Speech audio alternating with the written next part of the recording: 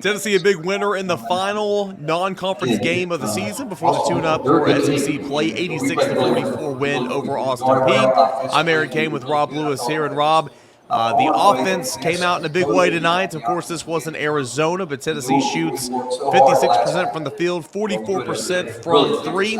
It was a good night offensively, a good tune-up for Rick Barnes' club. Yeah, I don't want to make too much of it, Eric. I mean, it was an overmatched opponent. You don't want to go overboard, but after the way we've seen Tennessee struggle offensively at times, I got to feel like for the kids, it was just good to see the ball go through the basket. And for no one is that more true than Santiago Vescovi. 5 of 5 from 3-point range tonight. Finished with 18 points. Was 6 of 7 overall for the floor. Just again, I don't care who you're playing when you've kind of been battling it like he has. To finally see the Nets crack like they did for him tonight, I think that's got to boost your confidence. Yeah, no doubt. Santiago Vescovi, 5 of 5 from 3-point range. You had Tyreek Key was 2 for 5 from 3-point range, and Tennessee really found the bottom of the net from deep range. But also Olivier Nkamhoua, he had 20 points, 9 of 11 shooting from the field. He continues to put the ball through the basket. His second straight game where he's looked really good offensively.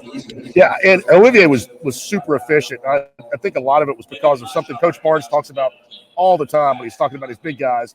They've got to do their work early, meaning they've got to get down the court quick. They've got to carve out position in the post and got to hold that position. And he did a great job of that tonight. I lost track of how many times, he got down the floor, established position on the block, and, guard found him, boom, turned around, easy layup. Thought he was really good. I thought Jonas Adu was really good. Just missed his first career double-double with 10 points and 9 rebounds. And Tobe Awaka. I mean, I don't think any Vol fans are going to be upset to see more of this kid. He played 16 minutes. He grabbed 11 rebounds. And, I mean, he knows his role. I mean, that's what the coaches love about him. His job is to play defense and rebound. And, by God, that's what he does.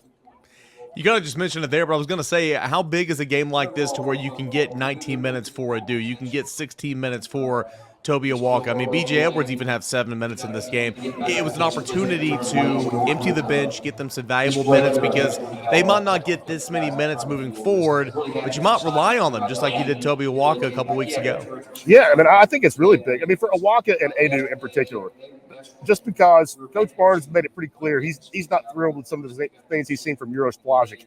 So, I mean, if he's gonna drag him like that, he better have some options that are ready to go behind him.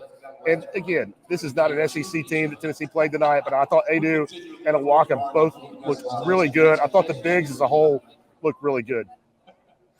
Tennessee led by as many as 47 at one point in this game. Ended up, that was right there towards the end, but a really good start for Tennessee, leading 20-2 at one point in time, 39-9 at one point in time. How critical was that start? What went well for Tennessee in that start? Well, I'll tell you why it impresses me, Eric, is just, I mean, Tennessee was favored by, I don't know, around 30 points in this game. I mean, this was truly one where they could have rolled it out and won, and they didn't bring that mentality to the court. I mean, they were on edge.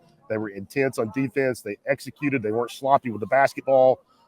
They took things seriously, and I think that's a sign of a mature team. That's what you want to see, a third of the way through the season. As you mentioned, final tune-up before SEC play. You'd like to be playing with a little bit of an edge. And that was my biggest takeaway tonight, on a night when you could have been sloppy and lackadaisical and gotten away with it and still won by 10, 12, 15 points. Tennessee wasn't that way at all. As you mentioned, it was 20-2 out of the gate. They were sharp. They were on point.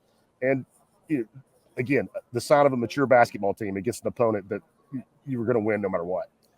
Tennessee 27 assists on 36 made baskets, but only 8 of 18 from the charity stripe, or 6 of 12 from the charity stripe. Any cause for concern there, and also 13 turnovers? I don't want to dismiss it. I mean, I think the 13 turnovers, that really, to me, kind of started a little late when Rick had a lot of different combinations out there on the floor that aren't used to playing together.